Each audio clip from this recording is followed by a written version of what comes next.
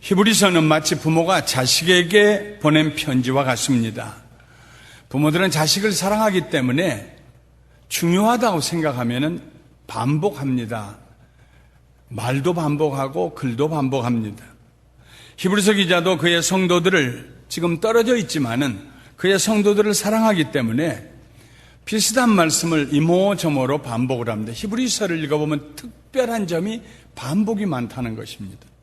같은 주제를 이렇게도 말씀하고 저렇게도 말씀하고 그 다음 장에 가서 다시 연결되기도 하고 이것이 히브리서의 특징입니다. 히브리서 10장, 이 10장은 히브리서 중에서도 핵심인데요. 1절부터 17절은 이제까지 했던 얘기를 다시 종합하는 것이고, 그리고 1절부터 18절까지는 종합하는 것이고, 19절부터 25절까지는 그 종합된 말씀에 기초하여 세 가지의 권면을 하고 있고, 그리고 26절부터 38절까지 마지막에는 경고를 주면서 끝까지 승리의 길을 달려가자고 격려하는 내용입니다. 1절부터 17절에 먼저 히브리서 기자는 그가 그동안 했던 말을 다시 한번 종합합니다. 이스라엘 백성들이 드리는 제사로는 제사 드리는 자들의 죄를 씻어낼 수 없다고 말합니다. 만일 그랬더라면 해마다 계속해서 속죄의 제사를 드릴 필요가 없었을 거 아니냐고 말합니다. 히브리서 기자는 해마다 드리는 제사는 죄를 기억하는 데 그 목적이 있다고 했습니다. 죄를 기억하게 하는 것이다. 죄를 없애는 것이 아니고 죄를 기억하게 하는 것이다. 이 기억이라는 단어가 누가복음 22장 19절과 고린도전서 11장 24절 25절에는 기념이라는 말로 번역이 됩니다. 그러나 같은 단어입니다. 기억하는 것, 기념하는 것. 구약에서 제사장들이 드리는 제사는 이스라엘 백성들로 하여금 죄를 기억하게 했습니다. 그러나 신약에서 예수님이 자기 몸을 들여 단번에 영원한 제사를 드릴 때에 기억하게 하시는 것은 하나님의 사랑의 용서, 거룩하게 됨, 의롭다함을 입는 것이었습니다. 기억의 질이 다릅니다. 구약의 제사장들이 드린 제사는 죄를 기억하게 하는 거예요. 신약의 예수님이 드린 제사는 하나님의 사랑의 용서를 기억하게 하는 것이었습니다. 히브리서 기자는 시편 40편 6절부터 8절을 인용하면서 예수님께서 영원한 대제사장으로 우리를 위하여 이 땅에 오셨음을 증언하고 있습니다. 하나님께서 짐승으로 드리는 제사와 예물을 원치 아니하시고 한 몸을 예비하셨습니다. 그 한 몸이 바로 예수님입니다. 예수님께서 그 한 몸이 되셔서 그 한 몸에게 맡겨진 역할을 감당하기 위해서 세상에 오신 것입니다. 아버지의 뜻에 순종하여 오셨습니다. 그리고 자신을 십자가 위에서 우리의 죄를 대속할 제물로 그의 몸을 드리셨습니다. 예수님께서 십자가 위에서 그의 몸을 단번에 드리심으로 우리의 죄값이 지불되었고 우리는 거룩함을 입게 되었습니다. 더 이상 예수님을 믿는 사람들은 죄인이 아닙니다. 하나님의 의로운 자녀가 되었습니다. 구약의 제사장들은 이스라엘 백성들의 죄를 없이 할 수가 없었습니다. 그러나 예수님은 그가 드리신 단번에 제사를 통하여서 우리의 죄를 다 없애시고 하나님 우편에 앉아 계십니다. 이 일을 다 끝내셨기 때문입니다. 예수님이 드린 제사는 바로 십자가를 말합니다. 그러므로 누구든지 예수님을 믿는 자들은 죄와 죄책감에서 자유하게 됩니다. 하나님께서 우리들의 죄와 불법을 다시 기억하지 않으시겠다고 약속하셨습니다. 단번에 우리의 죄를 예수 그리스도의 피로 씻어내셨습니다. 하나님께서 기억도 하지 않으시도록 완전하게 우리의 죄를 씻어내셨습니다. 이제는 제사가 필요 없습니다. 믿기만 하면 됩니다. 예수님이 나 대신해서 죽으셨다. 그분은 하나님의 아들이시다. 죽으실 뿐만 아니라 다시 살아나셨고 하나님 우편에 앉아 계신다. 믿기만 하면 됩니다. 히브리서 기자는 이렇게 죄사함을 받고 하나님의 자녀가 된 우리들이 어떻게 살아야 할 것인가에 대해서 19절부터 25절에 세 가지로 중요한 권면을 통하여서 말씀하고 있습니다.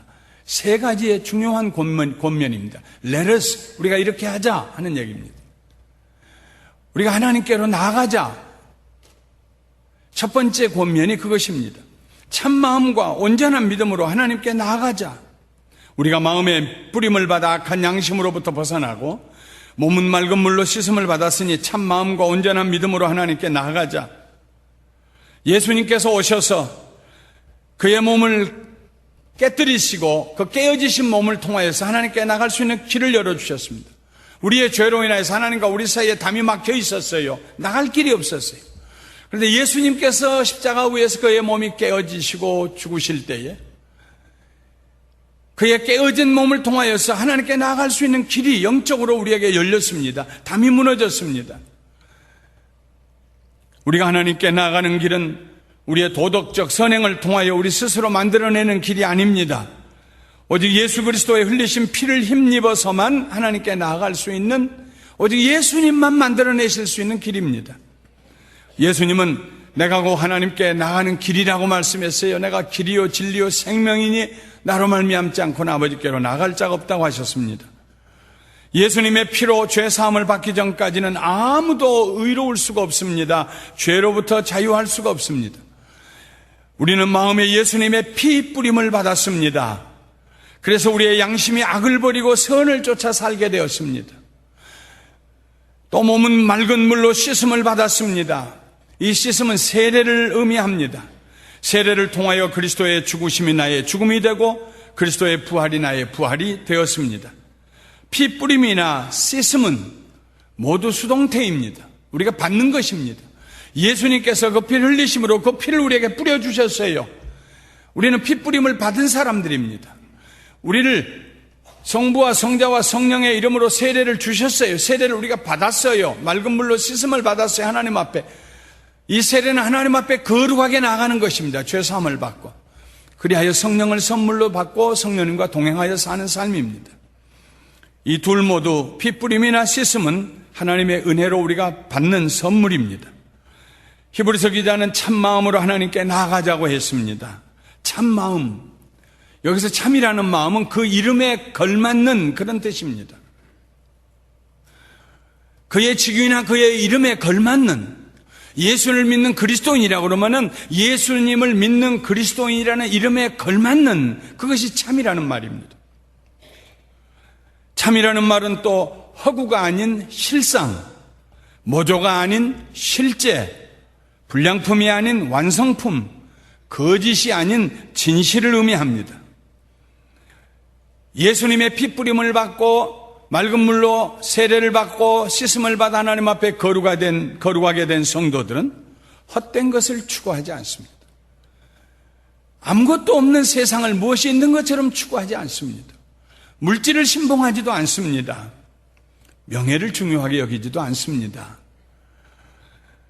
이런 사람들은 경건의 모양은 있으나 능력이 없는 그런 사람들이 아닙니다.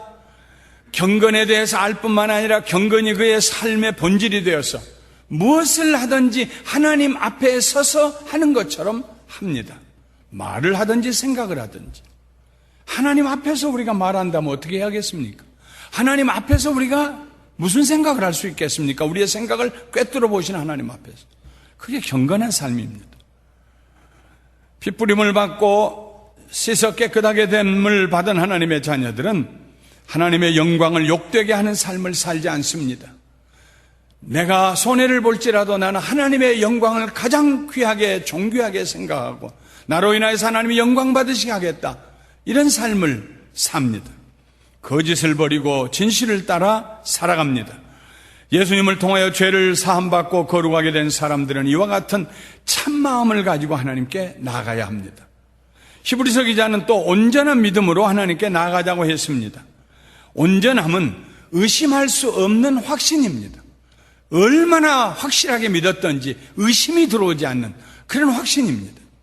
예수님께서 우리를 위한 속죄의 제물이 되셨음을 확신하는 사람들만이 하나님께 나아갈 수가 있습니다. 그의 피로 죄사함 받았다는 확신을 가진 믿음의 사람들만이 하나님의 집으로 들어갈 수가 있습니다. 참마음과 온전한 믿음, 참마음과 온전한 믿음으로 하나님께 나아가자 했는데, 이 참마음과 온전한 믿음은 서로 다른 두 가지가 아닙니다. 이 둘은 본질적으로 같은 것이어서 서로 나누어질 수가 없습니다. 참마음은 온유한 믿음에서 나옵니다. 다시 말씀드리면 예수 그리스도께서 하신 일과 그 일이 나에게 어떤 결과를 가져왔는지를 확실하게 이해하고 그 결과를 받아들이는 믿음 가운데 우리가 있을 때에, 거기 있을 때, 머물러 있을 때에 비로소 우리는 나의 죄를 사하시고 거룩하게 하신 하나님의 그 은혜의 능력에 대해서 감사하는 진실한 마음을 가지고 하나님께 나아갈 수가 있습니다. 온전한 믿음은 참마음, 진실한 마음을 가질 수 있는 기초가 됩니다. 온전한 믿음이 없이는 참마음을 가질 수가 없습니다. 둘 중에 하나만 있으면 되지 않겠느냐가 아닙니다. 둘 다 있어야 합니다. 온전한 믿음, 의심하지 않는, 예수님이 나 위해 죽으셨다는 확고부동한 믿음, 의심할 수 없는 그 믿음, 그 믿음에 섰을 때, 그 믿음 안에 머물러 있을 때 우리는 하나님 앞에 참마음을 가지게 됩니다.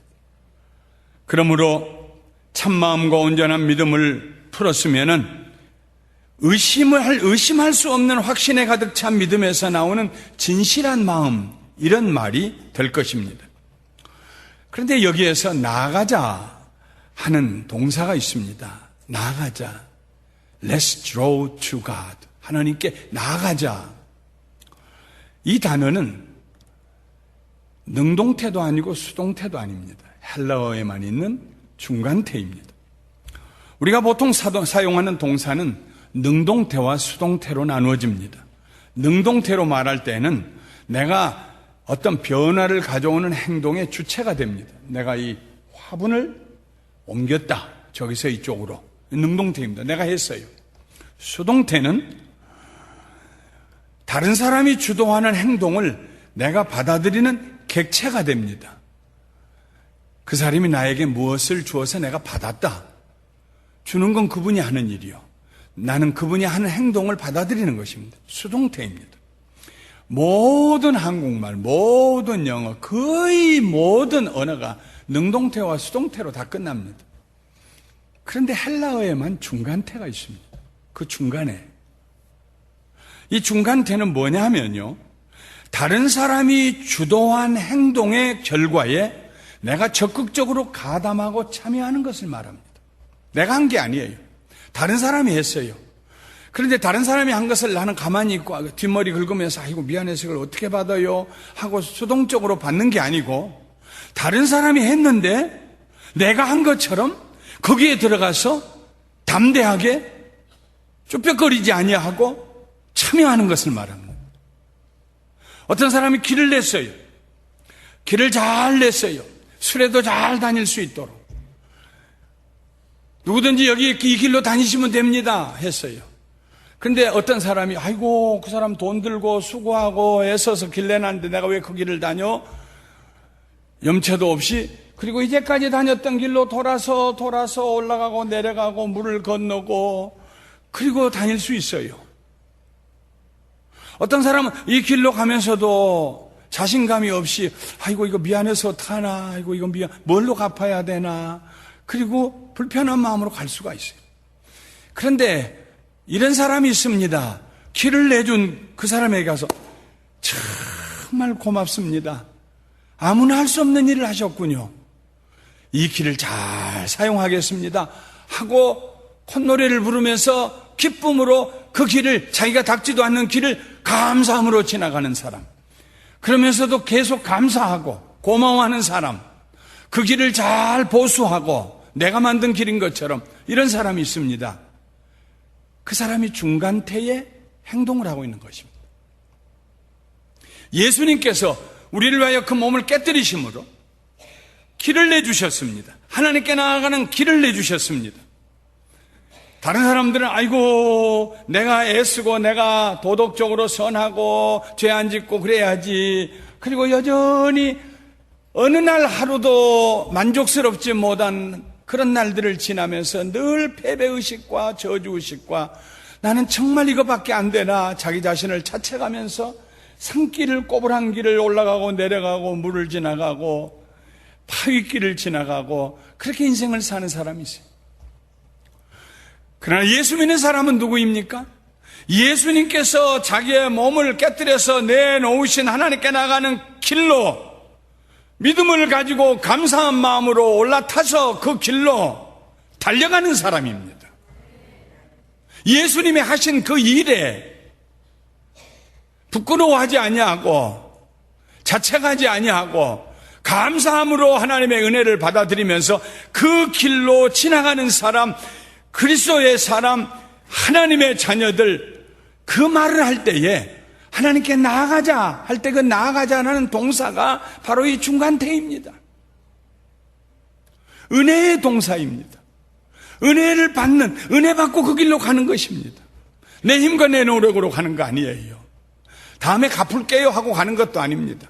하나님이 베푸신 은혜에 너무 감사해서 찬송 부르면서 예수님이 웬 은혜로 이렇게 나에게 구원을 베푸시고 나같이 못된 죄인을 무슨 은혜로 구원하여 주시고 하나님 알게 하시고 죄에서 벗어나게 하시고 거듭나게 하시고 의로운 삶을 살게 하시고 기쁨으로 살게 하시고 하나님의 은혜로 있을 데 없는 자 나 같은 죄인 살리신 하나님의 은혜를 감사하면서 춤을 추고 찬송하면서 그 길을 갑니다. 그 길을 내가 만들었나요? 아니요. 예수님이 이루신 길입니다. 그 길을 우리들이 믿음으로 갑니다. 할렐루야. 그럴 때 말하는 것이 나아가자 하는 것입니다.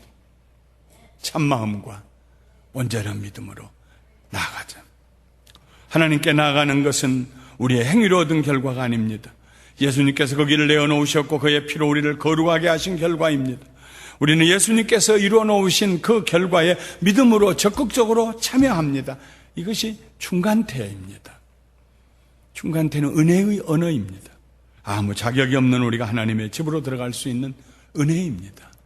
탕자가 아버지 집에 가서 다시 그 위치가 회복된 것과 같은 은혜의 길입니다.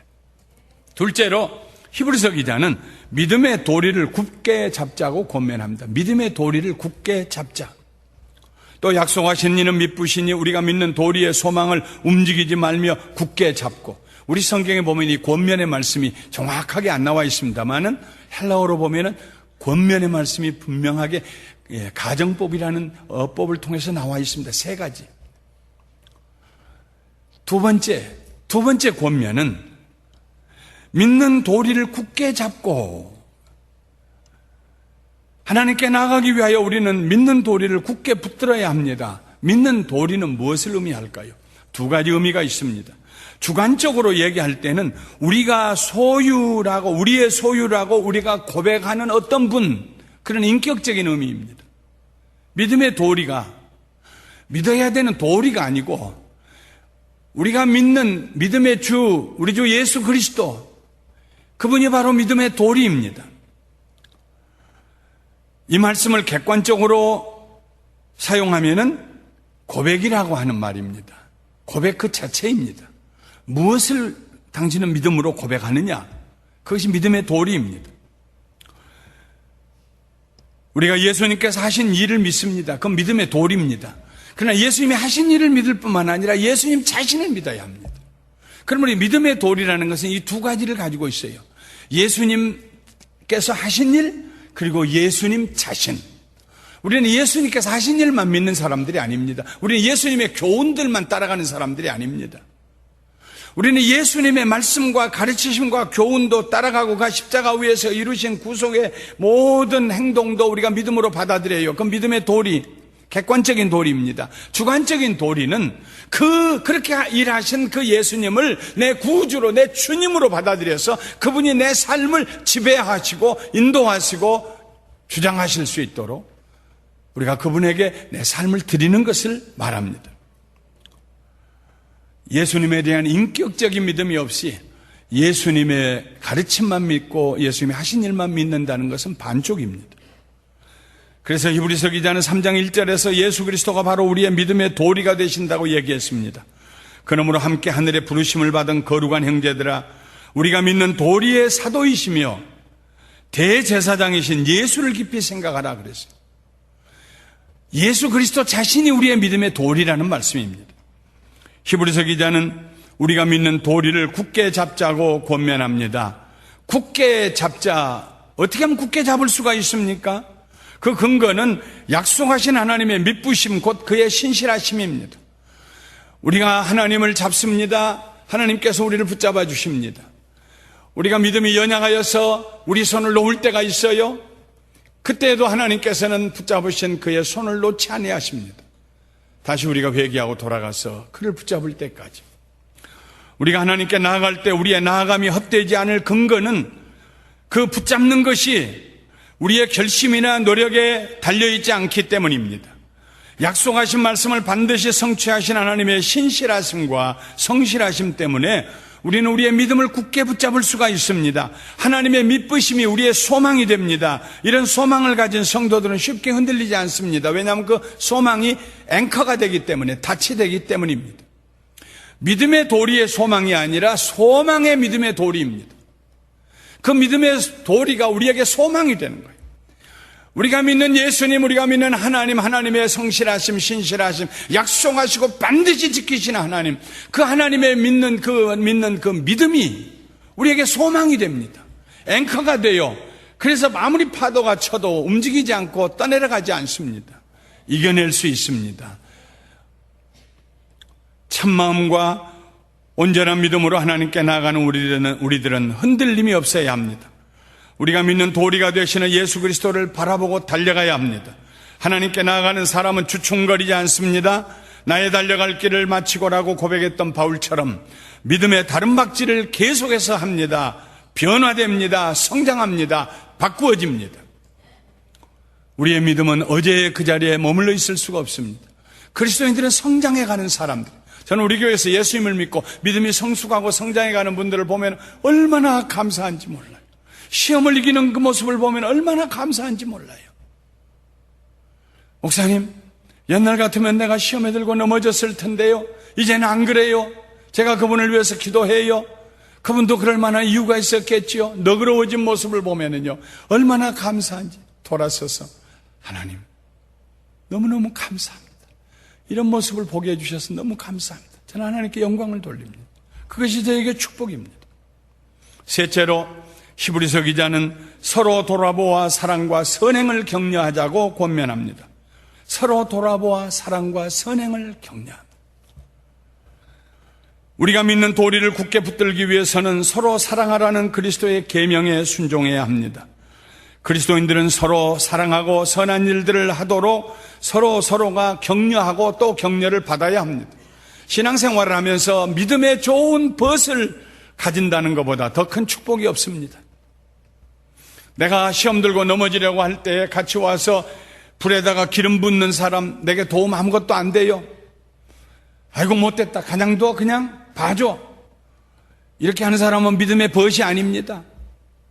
내가 시험 들었을 때 와서 같이 마음 상하는 것은 받아주지만 손잡고 같이 하나님께 기도하고 눈물 흘리고, 하나님, 자매님이 마음이 상했습니다. 하나님, 가정에서 자식들 기르다가 마음이 상했습니다.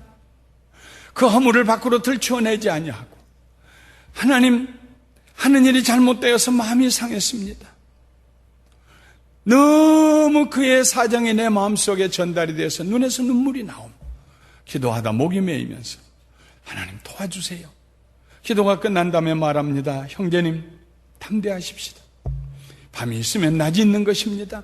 하나님이 도우실 것입니다. 낙심하지 마십시오. 내가 기도하겠습니다. 자매님, 일어나세요. 우리 주 안에서 항상 기뻐하십시다. 믿음으로 승리하십시다. 자매님, 용서하세요. 자유하세요. 우리에게 믿음으로 거룩하게 선하게 우리를 격려해 줄 수 있는 믿음의 벗이 있다는 것보다 더 큰 축복이 없습니다. 하나님께서 여러분에게 그런 은혜를 허락하여 주셔서 여러분이 서로가 서로에게, 우리 모두가 믿음의 벗들이 되시기를 주님의 이름으로 축원합니다. 왜 서로 사랑하고 선행을 베풀도록 하자고 격려했을까요? 인간에게 있어서 자연스러운 일은 사랑이나 선행이 아닙니다. 미움과 악행입니다. 바울은 사랑은 자기의 유익을 구하지 않고 남의 유익을 구하는 행위라고 그랬습니다. 세상에 자기 유익을 구하지 않냐고 다른 사람의 유익을 구하는 것이 얼마나 어려운 일입니까? 그런데 그것이 사랑입니다. 선행은 사랑의 표현입니다. 그러므로 사랑에는 반드시 내가 선을 행할 수 있는 대상이 있어야 합니다. 기독교에서 믿음과 소망은 혼자서 할 수 있습니다. 나 혼자 믿을 수 있어요. 나 혼자 소망에 부풀 수 있습니다. 그러나 사랑은 절대로 혼자 할 수 없습니다. 우리의 사랑을 받아줄 대상이 필요합니다. 때로는 내가 사랑할 대상을 찾아야 되고, 때로는 사랑할 대상을 찾는 사람에게 내가 그 대상이 되어줘야 할 필요도 있습니다. 성경에 보면 사랑이라는 단어와 서로라는 단어가 자주 나옵니다. 예수님께서 말씀하셨어요. 새 계명을 너희에게 주노니 사랑하라 하지 아니하시고 서로 사랑하라. Love one another. 서로 사랑하라고 하셨어요. 내가 너희를 사랑한 것 같이 너희도 사랑하라 하지 않으시고 내가 너희를 사랑한 것 같이 너희도 서로 사랑하라고 했습니다. 사랑은 혼자 할 수 없는 것입니다. 왜 히브리서 기자가 그 다음 구절에 모이기를 패하는 어떤 사람들의 습관과 같이 하지 말고 오직 권하여 그날이 가까움을 볼수록 더욱 그리하자고 했을까요? 이것은 새로운 권면이 아닙니다. 서로 사랑하고 선행을 베풀자 하는 그 권면에 뒤따라오는 말입니다. 서로 사랑하려면 사랑의 대상이 있어야 하는데 그러려면 같이 모여야 합니다. 소그룹으로 모여야 합니다. 둘이 모이고 셋이 모여야 합니다. 근데 모이기를 피하여서 모이지 않아요. 뿔뿔이 흩어져 있어요. 혼자 있어요. 그러면 사랑을 할 수도 없고 선행을 베풀 수도 없는 것입니다. 상대방을 알아야 내가 사랑하고 선행을 베풀 수 있겠지요. 그래서 사탄은 어떻게 하든지 함께 모이는 것을 해방 놓습니다. 나쁜 습관을 갖게 합니다. 오늘날 이 시대의 교회들마다 기독교인들마다 함께 모이는 것을 부담스럽게 생각합니다. 아, 나 혼자 가서 목사님 설교 듣고 그리고 끝나고 오면 됐지. 아니요. 그건 하나님의 뜻하시는 것이 아닙니다. 우리 교회에서 감사방을 모입니다. 감사방 모이는 것은 이전에 오해가 있어서 부엌에서 일하는 봉사로서 봉사하는 단위로서 감사방이 있다고 생각했어요.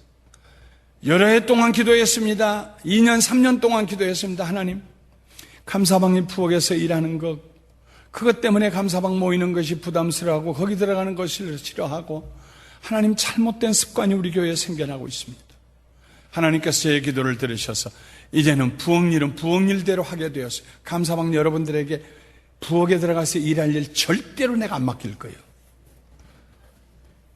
아주 하고 싶다고 석 달을 날 따라다니면 한번 시킬까만 안 시킬 거예요. 감사방의 목적은 일하는 데 있는 거 아니에요. 감사방의 목적은 함께 하나님을 예배하고 서로 사랑하고 선한 행위를 하고 서로 넘어진 자를 일으켜 세워주고 용기를 주고 칭찬하고 격려하고 그리하여서 사랑하고 사랑받을 수 있는 대상이 되고 사랑의 주체가 될 수 있게 하기 위해서, 그리고 그 감사방의 하나가 되어서 하나님의 영광을 위해 기도하고 통일을 위해 기도하고 선한 일을 행하고, 할렐루야. 그런데 모이기를 자꾸 원치 않게 하고 터지게 하고 하는 것은요, 성령님이 원하시는 일이 아니라 사탄이 원하는 것입니다. 영적으로 생각하셔야 됩니다. 성령님을 기쁘시게 할까, 사탄을 기쁘게 할까? 그리스도인들이 모이는 이유는 두 가지입니다. 하나님을 사랑하여 예배드리기 위함이요, 이웃을 사랑하고 섬기기 위해서입니다. 서로 사랑하고 선행을 하려면 반드시 모여야 합니다. 그래야 서로의 아픔을 알지요. 그래야 서로를 치료해주고 버팀목이 되어주지요. 히브리서 기자는 모이기를 피하는 일이 어떤 사람에게 습관이 되어 있다고 경고했습니다. 역사는 전혀 새로운 일들의 기록이 아닙니다. 똑같거나 비슷한 일들이 다른 시간과 다른 장소에서 일어난 기록입니다. 오늘날 교회가 모이기를 점점 싫어하는 경향을 가지고 있는데, 이미 히브리서 기자가 편지를 쓸 때에도 그런 경향이 생겨났습니다. 모임 속에서만 성도의 사랑과 선행을 실천할 수 있습니다. 모이다 보면 불편할 때도 있습니다. 혼자 예수 믿으면 좋겠다고 생각될 때도 있습니다. 그러나 사랑과 선행은 이 불편함을 극복하기 위한 절대 필요한 요소입니다. 쉽게 사랑할 수 있다면 예수님께서 서로 사랑하라고 말씀도 안 했을 것입니다. 혼자 있는 일이 습관이 되어 있는 사람은 사랑과 선행을 할 기회가 없습니다. 중요한 세 가지 권면 가운데 하나를 미스하고 있는 것입니다.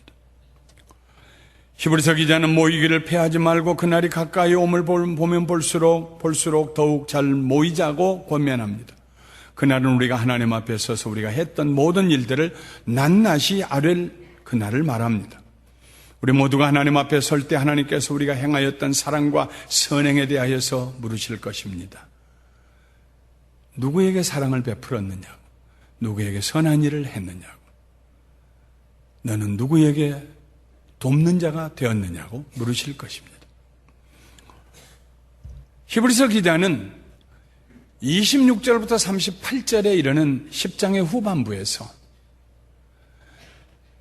예수 그리스도를 힘입어서 새롭게 살려주는 길로 나아가 하나님께 나아가지 아니하고 나아갔다 뒤로 돌아서고 예수님을 알고 성령의 은사를 체험되었으면서도 무시하고 내가 믿는 거 다 쓸데없는 일이라고 예수님을 모욕하고 비난하고 이런 사람에 대해서 강렬한 경고를 합니다.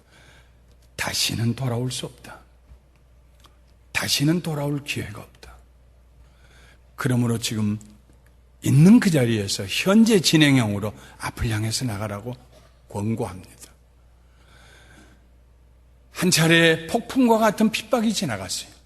그 핍박이 지나가는 동안에도 히브리서 기자가 편지를 쓴 그의 성도들이 잘 견뎌냈습니다. 손해를 보면서도 형제가 형제를 서로 감싸 안고 그 핍박을 이겨냈습니다. 자기들의 재산을 뺏기기도 하고 내쫓김을 당하기도 하고. 이전에 너희들이 그렇게 예수 안에서 사랑으로 하나가 되어서 승리했으니 앞으로도 계속 그렇게 승리하자. 나의 의인은 믿음으로 말미암아 살리라. 앞으로 나아가자. 앞으로 나아가자. 앞으로 나아가자. 그래서 그 앞으로 나아갔던 사람들을 할 수 있는 대로 예로 들어서 모아놓은 것이 히브리서 11장 다음 주일에 제가 드릴 말씀입니다. 오늘 드렸던 말씀을 다시 정리해 보겠습니다. 예수님께서 단번에 두 번 드릴 것도 없는 단번에 제사를 드려 그 몸을 드리고 그 피를 흘리심으로 우리의 죄를 사하시고 그의 몸이 깨뜨려져서 난 그 길로 하나님께 나아갈 수 있는 길을, 은혜의 길을, 대로를 만들어 놓으셨습니다. 그리고 말씀하십니다. 참마음과 온전한 믿음으로 예수 그리스도에 대한 온전한 믿음과 그 믿음의 근거를 둔 하나님 앞에 진실함으로 하나님께 나아가자. 우리의 노력으로 가는 것이다. 우리에게 무슨 재주가 있고 우리에게 자격이 있어 가는 거 아니다. 하나님의 은혜로 만들어 놓은 길이다. 그러나 감사함으로 적극적으로 나아가자. 나아갈 때에 우리의 소망의 믿음의 도리, 우리에게 소망을 주시는 믿음의 도리를 굳게 잡고 나아가자. 우리의 손에 여호와 니스의 깃발을 들고 나아가자. 하나님의 깃발을 들고 승리의 깃발을 들고 나아가자. 잡힌 바닥인 것을 잡기 위해서 나아가자. 나갈 때 혼자 가지 말고 함께 나가자. 사랑하고 선행을 베풀면서 함께 나가자.